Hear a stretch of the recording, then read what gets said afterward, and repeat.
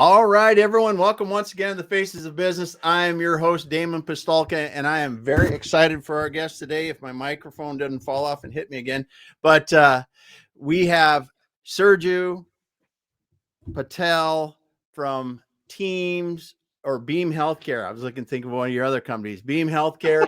This here today, we're going to be talking about perseverance and transformation of healthcare because he's been doing some great things. Sarjoo, thanks for being here today. Appreciate you having me. Yeah. Well, as we always like to do, we'd like our guests to tell us kind of how you got into what you're doing today. You've got a varied background between, of course, you're an MD and that, but you also got a business background and actually an operations management and information system. So this is an interesting background for you to be doing what you're doing. So it'd be cool to hear about how you got into doing what you're doing.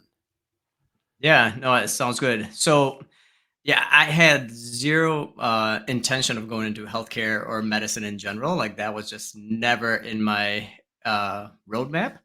And I was in a business school enjoying it. And yeah, the major was called, Operation Management Information System or OMIS, and enjoyed it. And during my senior year, just had a few personal things that ended up happening with, from family and friends perspective, lost a couple of folks, unfortunately. And the providers had a lot of impact on myself and my family members. And I just, from my perspective, just thought that would be the direct way I want to have a community impact.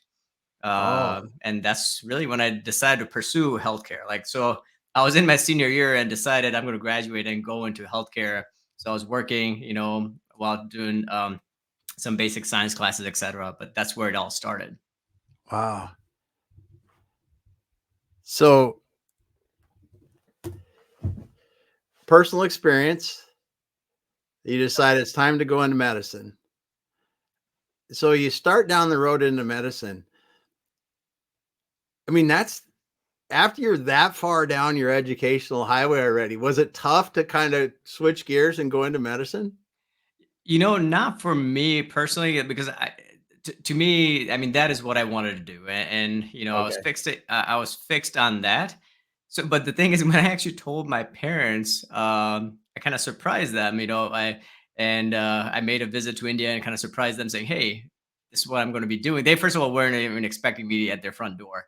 And Oh, the first thing they asked is like, "Are you doing this for us? Because we don't need you to become another Indian doctor, right?" Like, yeah. so I'm like, no, I'm doing this for me. So I personally never questioned it. And honestly, I Very actually cool. never thought about the 7 years, 11 years, or whatever. It's just, yeah, honestly, I never questioned it personally. Yeah. Wow. So you started being a doctor. What were some of the things that you really learned early in your career as an MD that kind of shaped what you're working into today with Beam Healthcare? Yeah, and good question. So, I graduated in 2011. I was a chief resident in my residency. So I always were like, even in medical school, I was, like the president and always did a lot of operational in terms of when in the management or just evolving in different programs, right? But when I graduated, I was hired at a rural hospital to be their medical director. And I'm very thankful for them. And, they gave me the start. And as soon as I started, created their program for the hospital side, which was to improve just overall patient care locally, right? Avoid unnecessary transfers of those kind of things, which we were able to do. But honestly, it took me probably about a month and a half to realize that, hey, I come from a business and an efficiency sector, and then I'm working in one of the most inefficient sectors. And to me, healthcare is simple, but unfortunately, we've just made it complicated.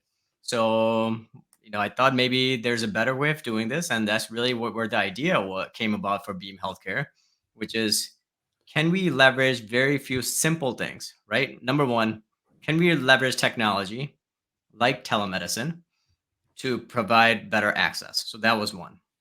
And when I say better access, meaning to specialists or even your primary side, doesn't Yeah. matter. Second was, in the rural communities, a lot of times you see doctors come and go, right? Or they do some short gigs or whatnot. Yep. can we build a team that's truly dedicated to changing healthcare and that's, full-time, part-time employees versus just doing gig kind of work? So team was the other piece in this, right? So technology was one, people were the other one, and the third one was operational efficiency. Meaning, if we want to scale, if we're just doing the status quo paper pushing, is not going to work, especially Mhm. in healthcare where you're trying to manage multiple providers, multiple different licenses, multiple different entities. So we started as a paperless company from day zero. Uh, Ooh, God. but I think one thing I should mention, all these things were great on paper. It took me about 2 years to get a yes. Because remember, majority of the conversations keep going back towards, "Hey, is insurance going to pay for it?" And the whole thing was the whole concept needed to be in, even if you get $0 from an insurance, right? How can you leverage all of these things to retain more folks, right? Increase the capacity of what you're able to, or capability of what you're able to do in terms of types of sicker patients you're able to take care of now with team-based care approach. Yeah. Yeah, that took me about 2 years to get approved. I mean, I got plenty of no's, from, various folks, and I Yeah. completely understand their reasons. So when you say approved, was this you were still with the organization and for them to allow you to go out and try some of this stuff or? Yeah, yeah, so initially, I was an employed physician, and they were, very supportive of all of this down the road, and, they let me transition to my own company, and then they were actually thankfully, they were, our first pilot program, Wow, 10 years plus later, they're still with us. that's cool. That's cool. So when let's go back to the beginning. You talked about healthcare is one of the most inefficient industries. So, what are some of the examples that you saw early on that said, "Wow, this is just sticking out in my head that we something we can change"? Yeah. So when you think about inefficiencies, I think a lot of times people automatically think about like machines or product and those kind of things, right? Yeah. But to me, it's the input you put in and how much output you're getting, right?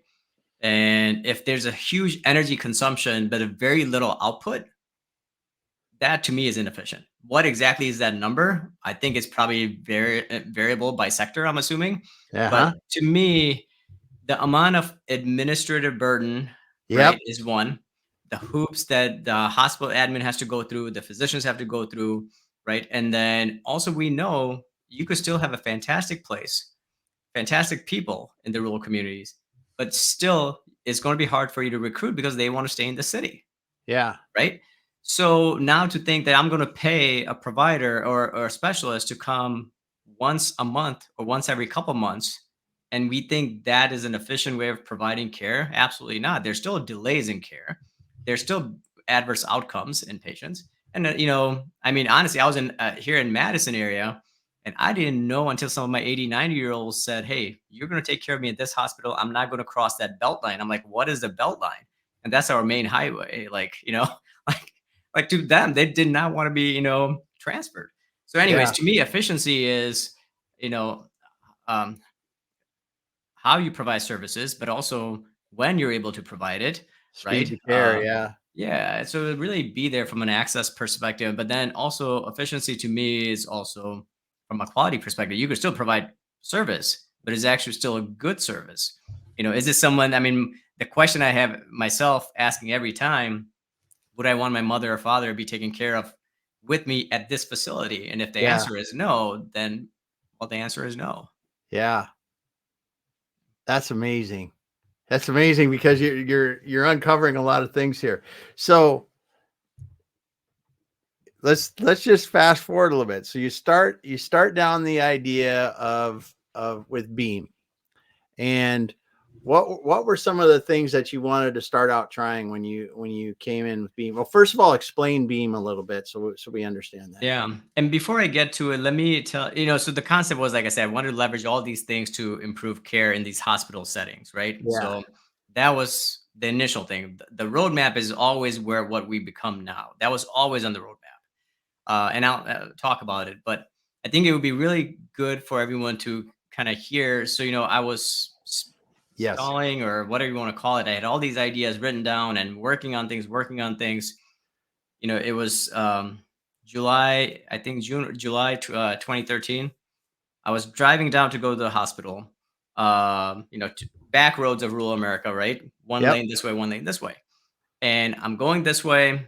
I see a SUV going hit the shoulder, and they overcorrect and they come right at me, and they literally miss me by like nanosecond or whatever, right? And I see this car just flipping in the back, in my mirror. Unfortunately, I mean, I was the first one on the scene, and I'm Yeah. going and I'm helping the individual who unfortunately wasn't wearing a seatbelt and Yeah. passed away, in the middle of the street. But I was, working on her, doing CPR and everything. And, we had a bunch of bystanders who couldn't, they were shaking, they couldn't do anything. They tried to help, and then later on, just during that event, I heard a voice that screamed saying, Dr. Patel. What I found out was that individual that I was helping was actually the significant other of my hospital team member. You know, so Oh, wow. that story. The reason I want to say that is it was a near death experience. I go back to work, right? A few hours later, I'm attending meeting in some other hospitals later, etc. And I'm just looking at myself. I'm like, this all happened. I nearly died, you know, and the only thing I did was go to meetings while someone else just lost their loved one in literally those couple seconds. Yeah. And what did I have to show if today was my last day? Besides, yes, a guy who pursued his dreams and went to healthcare. Well, great, but like, how did I truly help the community? Like, what did I do for it? So to Yeah. me, unfortunately, like that was the wake up call that hey, get on it. You're either going to do something or not. So then, later 2013, early 2014, Beam started. And if I was to describe Beam as, um, we provide telemedicine virtual services as doctors, right, in rural hospitals and clinics, and also bigger hospitals and clinics now as well. But what we're, providing general and specialty services to overall improve access, quality care, and just tackle health equity, urban or rural, doesn't matter, Yeah. right? I mean, that's the reason we have rural.healthcare domain from the get-go. That's why we have urban.healthcare as a domain from the get-go. Like that was always the plan, right? And if I was to explain what telemedicine is, I think everyone knows that now post COVID, right? But I think the one thing I want to make sure that everyone understands that in the hospital setting, we were taking care of patients, admitting them from the emergency room. So meaning I'm having this interview, I have access to an electronic health record, I'm putting all your orders in, everything, documenting, and I'm able to listen to your heart, your lungs, look into your ear, everything remotely. The most important piece in all of this, and I think people forget, is the patient interview. If Yeah. the patient feel heard, they don't really care if I'm on a robot or an iPad card or on the side because they feel that they're being heard, right? So, anyways, we're examining the patient, we're admitting them, putting them the medical floor, we're taking care of ICU patients. So we Yeah. started not with the cough and cold telemedicine, we truly started with complex telemedicine, right? Um, and once again, none of this is new. Beam does not get the credit for it, and neither Yeah. does anyone in the last couple decades, right? This is a 100-year-old thing. NASA, Lockheed, Indian Health Services back in the 70s tried a satellite-based telemedicine program, Yeah. right? There's teleradiology is one of the oldest ones. So, Yeah. anyways, it's just affordable and scalable now. Yeah. That is incredible Sorry, because long-winded answer. no, no, it's awesome that you did it. It was awesome that you did it because, you're talking about being able to talk to me sitting in the middle of a small Montana hospital with a doctor that would never, well, highly unlikely would be working in that hospital in a specialty field that's giving me care that I can only get if I went to an urban setting someplace else and a special hospital. Yep.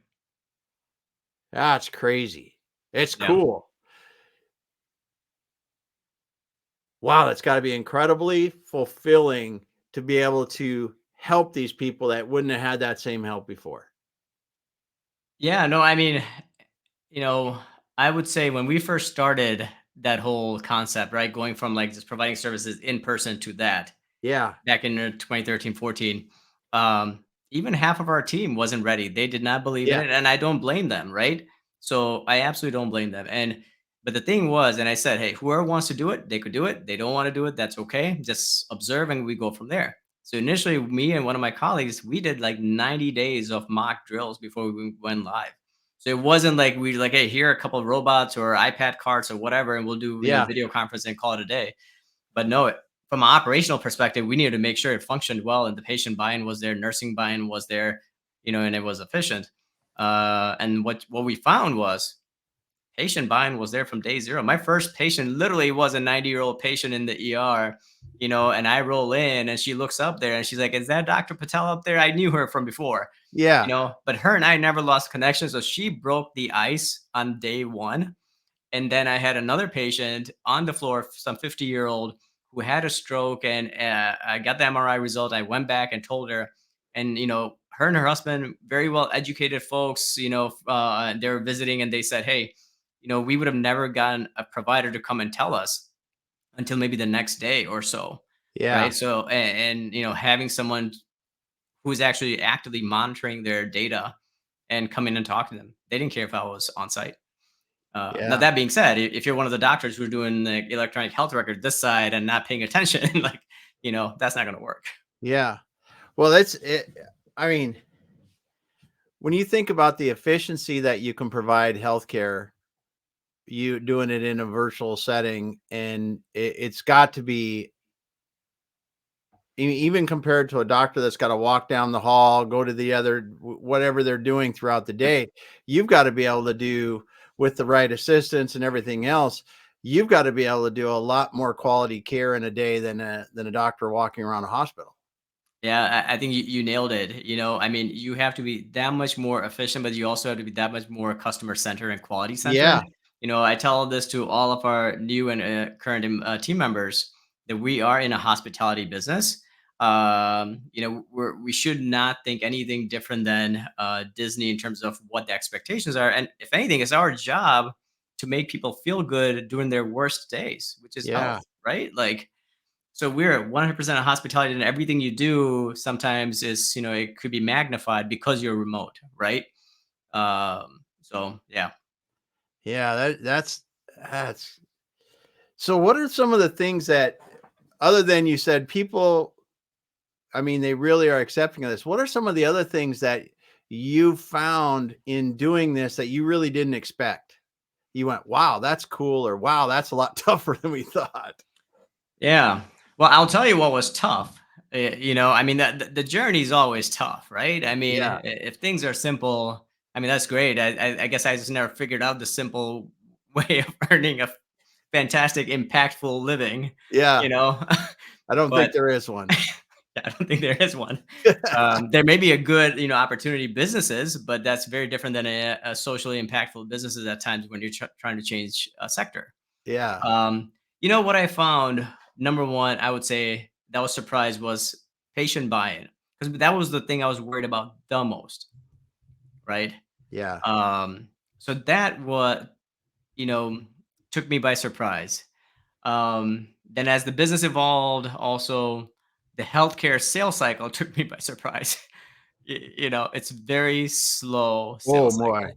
oh my, Meaning there are folks who are ready to adapt pretty fast, but then they have to go through so many hoops to get something approved, right? And then so that once again, inefficient sector, which I think it is getting better. Um, and the people in terms of my team, right? Some of these guys, they've been with me since day zero, right? They're still with me, like, and they initially moonlighted and now they're yeah, cardiologists or infectious disease doc, but they all went through it and they were in it for the long haul. They want to be part of a mission of changing the sector, the delivery of care. I mean, they could obviously they have their full-time jobs. Some of them, for example, they don't have to do this, but they enjoy it. They want to be part of it, you know. yeah, So I think that to me, people have surprised me the most, which has been really good. yeah, no doubt. So, what are some of the exciting things that you see now that you're going, A, efficiency wise or new technology that's really starting to help you go, wow, this is cool what we've got now, but maybe there's something that we've learned or something that we're seeing in the future that's going to be a step ahead? Yeah. So first, I'll say the most exciting piece is still the people in terms of post COVID. Everyone's good with it. Doesn't matter the age anymore, right? Because then Yeah. everyone has smartphones, right? Yeah. So and no one wants to. Well, majority of the people, at least, don't want to go in person if they don't have to. They Yeah. still like seeing their provider in person, once in a while, but they don't want to go see them every single time. But don't Yeah. get me wrong, there are complex patients who need to be seen in person, right? Like not everything can be taken care of virtually. So, I don't know, about 5 years ago or so, maybe more, I can't remember. Um, I was asked during a panel talk in terms of what do I see as the future for healthcare? Hmm. It was always, providers, administration, leveraging tech and AI, right? And that time, initial radiology was leveraging AI on like chest X-rays, Yep. getting to like CT scans. Um, so instead of being defensive that they're going to take our jobs, it's saying, okay, how can I actually leverage this thing so I could expand more, right? And then also have some quality controls in place. I mean, to me, it was an automatic, and thankfully, I mean, the last year or two have been just so fantastic for multiple sectors. You know, so I would say that people's openness for tech, and now having AI, obviously, it's almost like the 1990s when you had www, right? Like Yeah. now we have AI, like it just makes sense. Yeah. Yeah.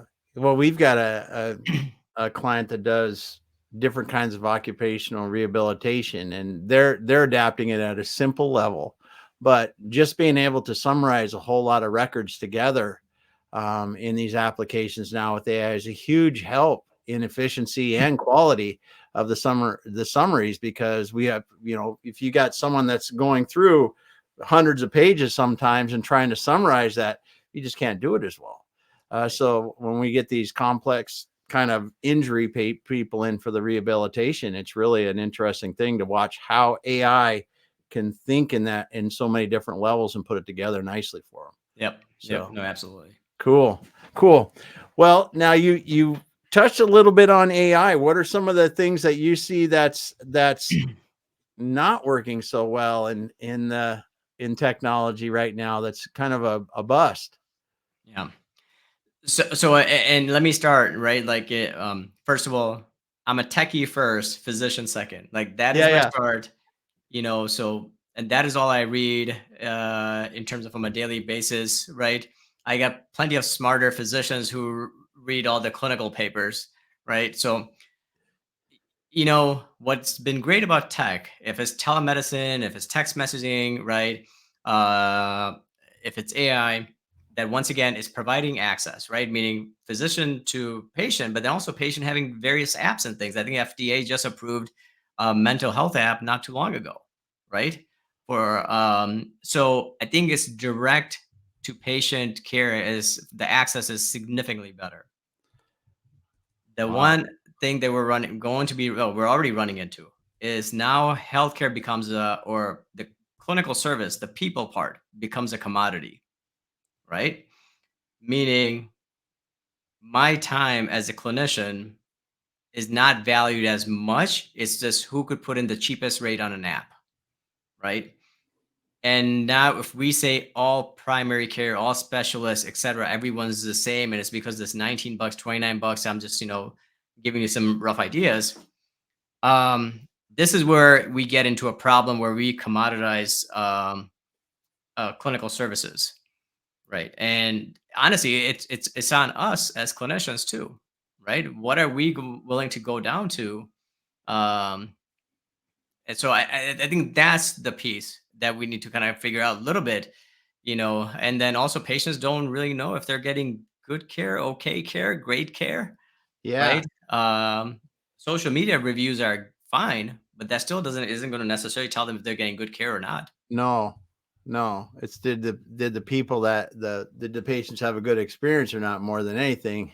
Um, but you make a good point. If you're commoditizing the providers time and pay for that time, you run the risk of a reducing the quality of the providers because nobody wants to do it for that rate. Yep. Um, there's a lot of challenges with that. That's for sure. A lot of things need to be thought about that weren't even probably contemplated a long time ago. Yeah. And so, that was one of the things that's been brought up to us, right?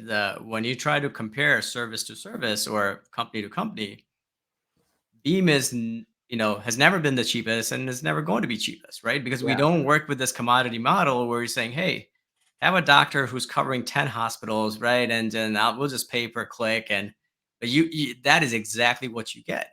You get a Yeah. provider who's not dedicated to the community. You're a provider who doesn't know the nursing staff, doesn't know the community in general, right? Or the hospital workflows, etc. So, and our website actually just got updated, and I think there's on the bottom there's a video testimonial from one of our newer clients, and I think that's exactly what he talks about. I mean, we're in it from our accountability side, but we're involved at a multiple program level. Yeah, I mean, that's where we take pride in, right? Is the level of quality, and that's the Yeah. same thing if we transition to Teams by Beam, which is our direct to employer, um, uh, Hmm. service line. It's at the same mentality, right? It's based on the big picture of quality, not simply just providing the cheapest access. Yeah. Well, let's talk about we didn't talk in detail about Beam. Give us an overview of Beam, and then I want to also talk about Teams by Beam and Flow. You got a few things going on, so it'd be cool. Yeah. But first of all, Beam Healthcare. What are you guys doing there? Yeah. So Beam Healthcare provides, telehospitalist and telespecialty services, as well as some of the newer service like telerespiratory therapist and tele case management, etc. But it's basically a comprehensive line of clinical services that we're providing to healthcare systems. So this is B2B, right? So Yeah. we're the doctors or we're the respiratory therapists, etc. We're providing virtual care to these rural hospitals, community hospitals, and also, we've also done a clinic for Mayo, right, for a full-time tele-rheumatology clinic. So, Wow. but we are the providers, and we provide the clinical services instead of me being there on site. The only difference is we implement a program to run it all virtually, right? Hmm. But simply put, those are all the different service line in the hospital we provide, and then we provide like outpatient teleclinic. So let's say you needed a heart doctor or infectious disease doctor, or for your COPD you needed a lung doctor. You don't have to go see someone in the big city. They would have you go to your local clinic. They'll still do your triaging, everything else, but you're just going to see the provider virtually. And Yeah. they're reviewing everything just like they would on a normal visit, Yeah. and you didn't have to make that 2-hour drive. Yeah. That's incredible. That's incredible. I mean, there's so many cases where that can be. Well, first of all, the drive itself can be difficult for the patients, but just the inconvenience of it too, and not having to do it, it's so much better for the patient and the provider. Yep, Uh, absolutely. huh. So then you talked about Teams by Beam. What are you doing there with Teams by Beam? Yeah, and actually, I forgot before we jump into that, I should probably mention, like, the whole reason I went into healthcare, like I said, was socially, it was something close to my heart, right? Yeah. During COVID, obviously, we saw what the community needed, right? During that time, our team, we set a bunch of telemedicine programs, a bunch of different community hospitals to support their primary care doctors or their hospitalists with our specialists, our respiratory therapists to help with now the COVID patients that are in the ICU, etc. So this Hmm. way they weren't alone. That wasn't a business model for us. That was all we volunteered. The whole team volunteered for a year and a half, right, Wow. to make that happen. During that same time, when I went to Tijuana, and one of the colleagues of mine, he had a nonprofit in Tijuana, and there was 4 orphanages that were not getting any healthcare during the whole COVID. So we set up the telemedicine programs for them with the iPad cards and through our nonprofit called Beam Up, and and we had local providers who volunteered. The kiddos got access to healthcare during COVID. About 120 or 140 kids, and there's no doctor or nurse over there, right? So it had to be easy to use the Yeah. stethoscope, everything, ear infections, like how you could use that tools, all the tools we choose, we're not here to make money on tools, right? Like, but everything's so easy now. So I just wanted you to know that we started on the B2B side, enterprise, and all these things we talked about. But then we implemented during COVID on our nonprofit side, and there are videos on beamup.charity that you could take a look, and our goal is, and then also we, I think, helped in Papua New Guinea during that time with some echocardiogram readings and those kind of things, Wow. but that's kind of the whole reason I kind of started. We were able to now saying, okay, where I started my career, it just took about 20 years to prove it, right? Like the Yeah. mission I had in 2003 or whatever. Yeah. Yeah. Yeah. So, yeah. So you're like 20 years, and we talk about perseverance, persistence, and the things you've had to do to get here to be able to do this. It's really something. Yeah. Do you ever just look back and go, wow, I don't believe we made it this far? I wish, I don't know if I say I don't believe it. I think I always believed it. Well, actually, I shouldn't say that.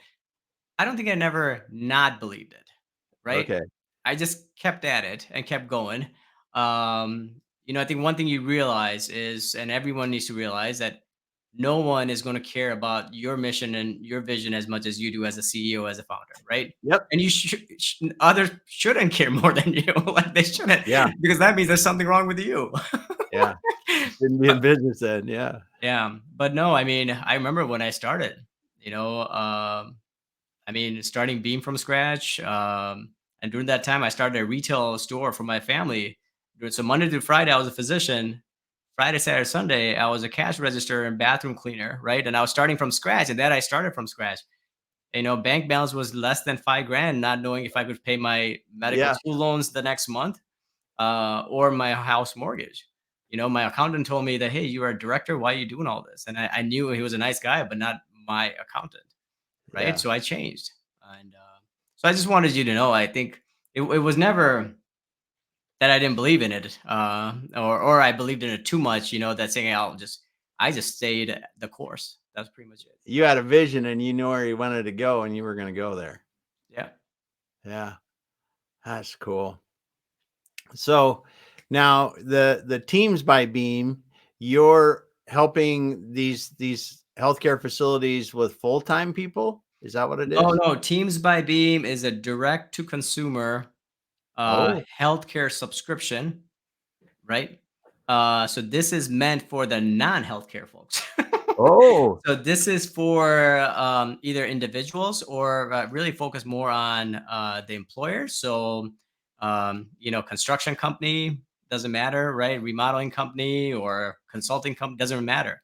But this is for businesses who Okay. want to provide healthcare access, quality, whatever you want to call it, right? Outside of the usual way. And, we're not an insurance, we're a medical membership subscription. Sorry. But that's really what it is. And my goal was always, once we prove it on B2B side and it's affordable and scalable, which thankfully post COVID, all technology has been pretty much, Yeah. so I think everyone could afford it.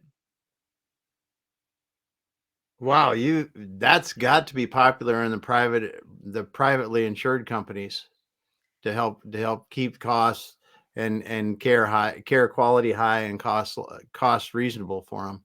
Yeah, so right now I think Teams by Beam, I would consider that to be at its infancy. Mhm. We're figuring it out, right? And for me, it's always been, don't decide what the market wants or needs. Listen, and then not pivot, but just restructure as needed, Yeah, right? So we've yeah. been doing beta testing for, I would say, probably about 2 years now with it, right?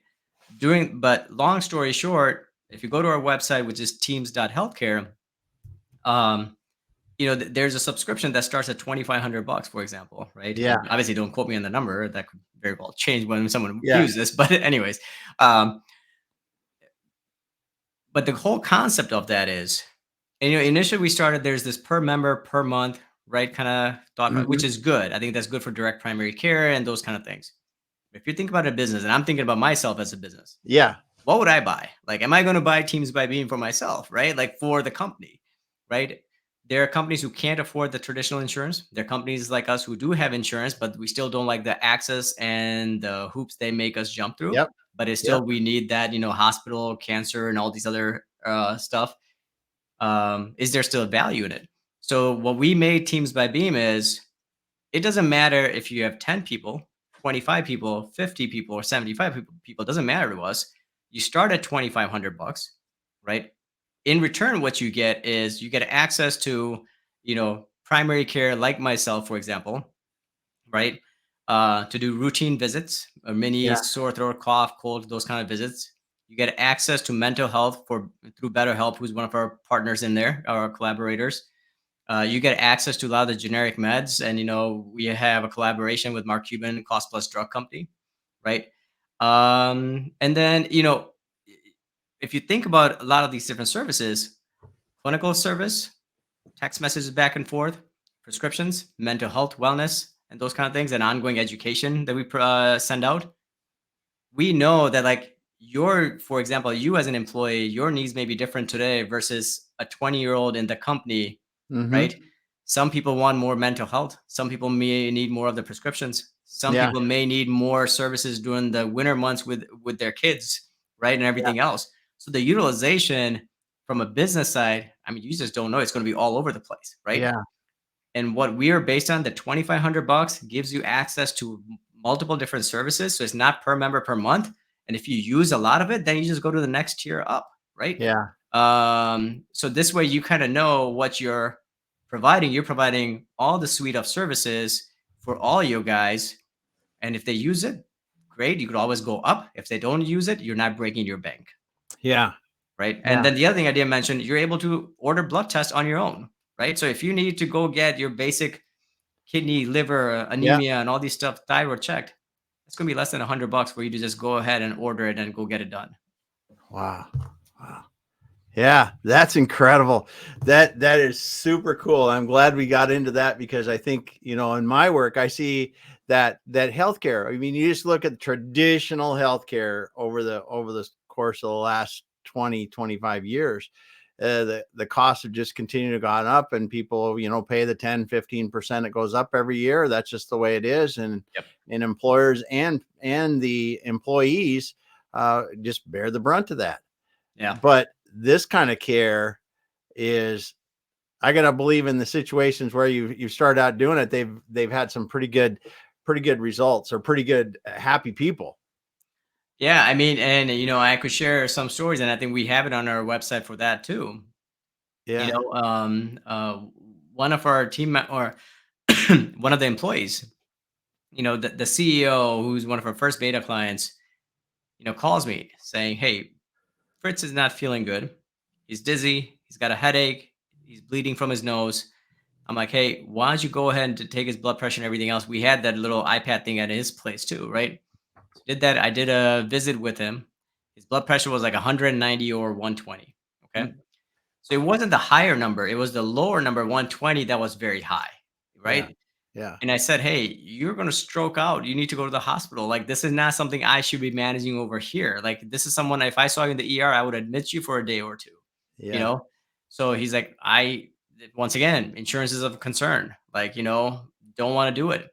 Right. So we called in emergency medications at a local place. And thankfully, since that time, his blood pressure has now been in the 140s. Now he gets all of his medications for COPD, for his cholesterol and everything. And I could say this because he has shared and he has got a video on our site. And, also the other thing is, I think people don't realize one of the highest risk from a mental health is our blue collar workforce men.